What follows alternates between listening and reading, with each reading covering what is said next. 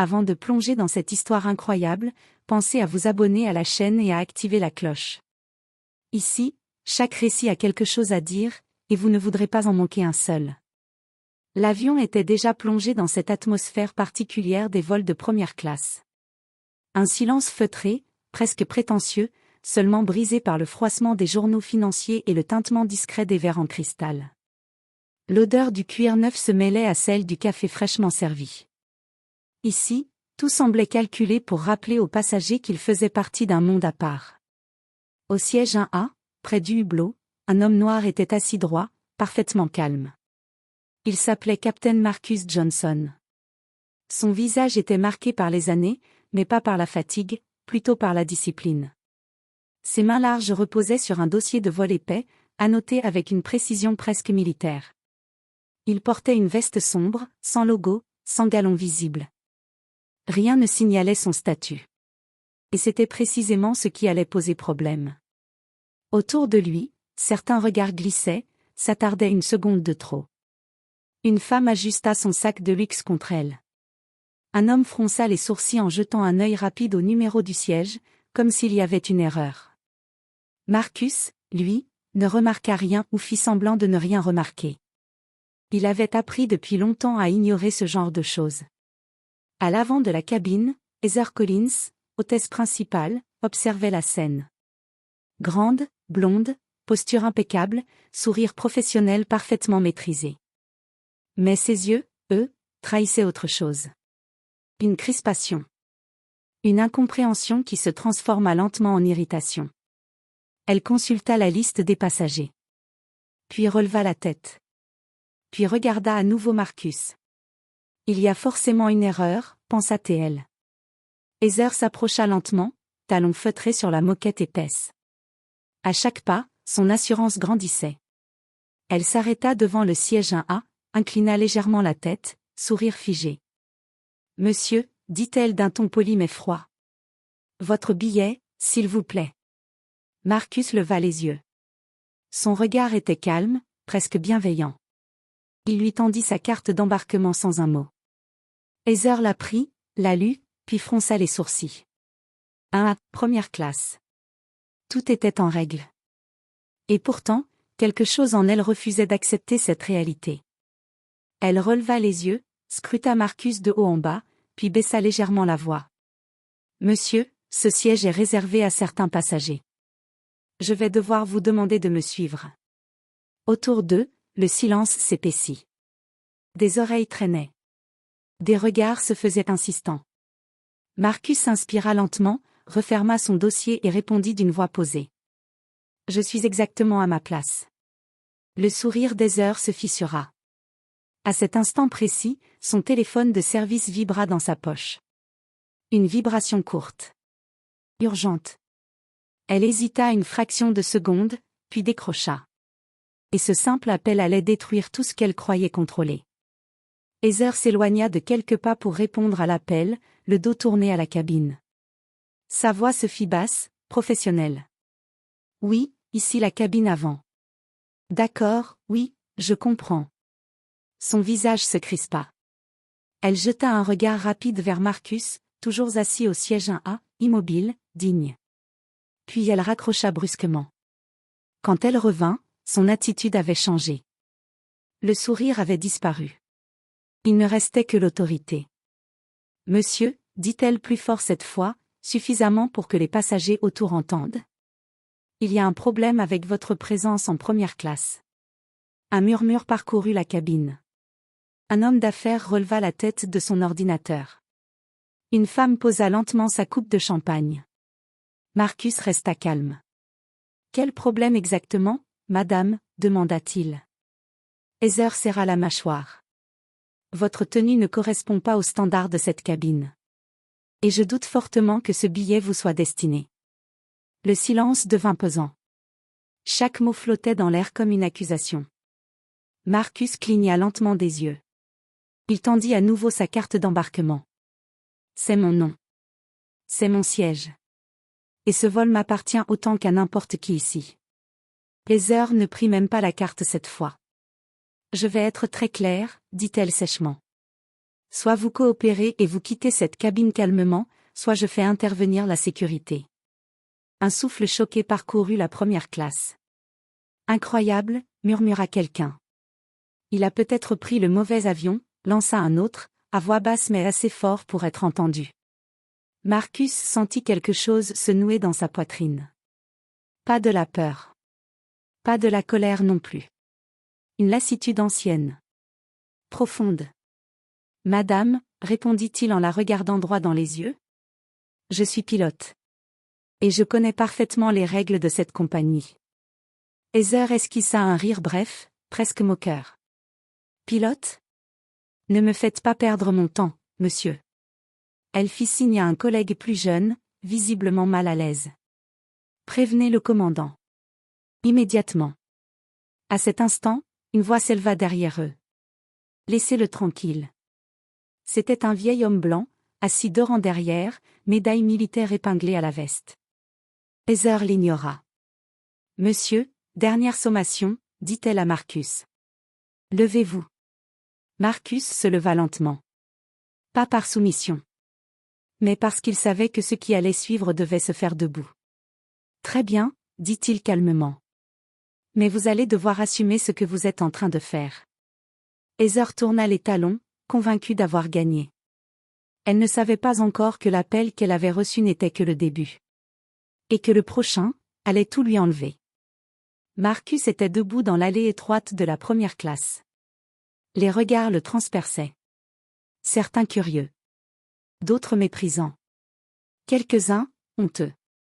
Heather, elle, avançait déjà vers l'avant de l'avion, sûre d'elle, comme une femme qui croit avoir rétabli l'ordre. Elle pressa le bouton de l'interphone. Poste de pilotage, ici la cabine avant. J'ai un passager problématique au siège 1A. Il refuse de coopérer. Le mot problématique tomba comme une gifle. Dans le cockpit, le commandant répondit après une courte pause. Donnez-moi son nom. Heather jeta un coup d'œil rapide à la carte d'embarquement que Marcus tenait toujours à la main. Marcus Johnson, dit-elle sans émotion. Il y eut un silence. Un silence trop long. Vous avez dit Marcus Johnson? Répéta la voix, soudain plus tendue. Heather fronça les sourcils. Oui. Pourquoi? Dans le cockpit, on entendit des voix en arrière-plan. Des chaises qu'on repousse. Puis le commandant reprit, d'un ton nettement plus grave. Ne faites rien de plus. J'arrive. Heather leva les yeux au ciel. Capitaine, ce monsieur prétend être pilote. Il n'a clairement pas le profil. Cette phrase fut la goutte de trop. Heather, répondit la voix, sèche maintenant. Éloignez-vous immédiatement de ce passager. Le visage de l'hôtesse se figea. Pardon? Vous m'avez bien entendu. Vous êtes en train de faire une erreur majeure. Les passagers retenaient leur souffle. Marcus, lui, n'avait pas bougé d'un centimètre. Heather sentit une sueur froide lui glisser dans le dos. Mais son orgueil refusa de céder. Avec tout le respect, capitaine, j'applique le règlement. À cet instant, la porte du cockpit s'ouvrit. Le commandant apparut. Un homme blanc aux cheveux grisonnants, galon bien visible, regard dur. Il balaya la cabine, puis posa les yeux sur Marcus. Son visage changea. Marcus? Un murmure parcourut la première classe. Marcus leva lentement la tête. Bonjour, Tom. Le commandant avala sa salive. Mesdames et messieurs, annonça-t-il d'une voix ferme. L'homme que vous voyez devant vous est le capitaine Marcus Johnson. Inspecteur principal de sécurité aérienne. Ancien pilote en chef de cette compagnie. Un choc silencieux. Heather sentit ses jambes se dérober. Ce n'est pas possible, murmura-t-elle. Le commandant s'approcha de Marcus et lui serra la main avec respect. Je vous dois des excuses. Puis il se tourna vers Heather. Vous, en revanche, restez où vous êtes. Le téléphone de service de Heather vibra à nouveau. Cette fois, ce n'était pas un simple appel. C'était la direction générale. Le téléphone de service vibrait encore dans la main d'Heather. Elle n'osait pas décrocher. Ses doigts tremblaient. Autour d'elle, la première classe n'était plus un lieu de confort, mais un tribunal silencieux. Répondez, ordonna le commandant Tom Reynolds, sans élever la voix. Heather obéit. Oui, cabine avant, Heather Collins à l'appareil. La voix qui répondit n'avait rien de chaleureux. Madame Collins, ici Evelyn Parker, Direction générale des opérations. Votre comportement vient de nous être signalé en temps réel. Heather sentit son cœur s'emballer. Il y a un malentendu, je peux expliquer. Non, coupa Evelyn Parker. Vous avez publiquement humilié un inspecteur principal de sécurité aérienne. Un homme mandaté par l'aviation civile fédérale. Les mots s'abattaient un à un, lourds, définitifs.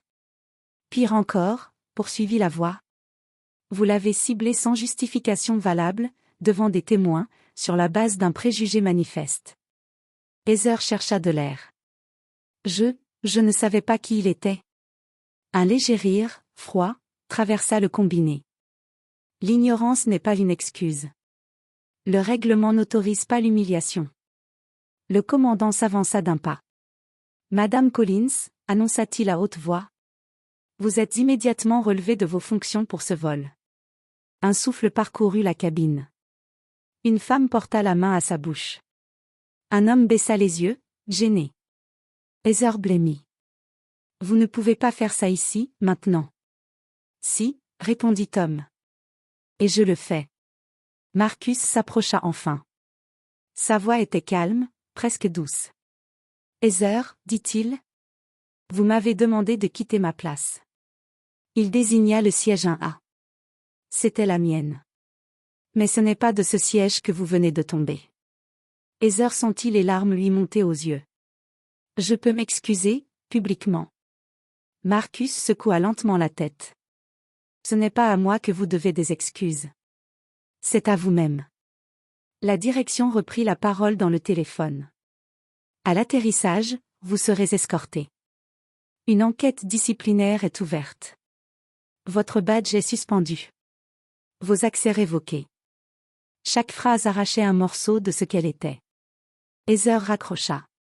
Ses épaules s'affaissèrent. Le commandant se tourna vers les passagers. Mesdames et messieurs, nous vous prions de nous excuser pour cet incident. Puis, plus bas, à Marcus. Souhaitez-vous toujours rester en première classe?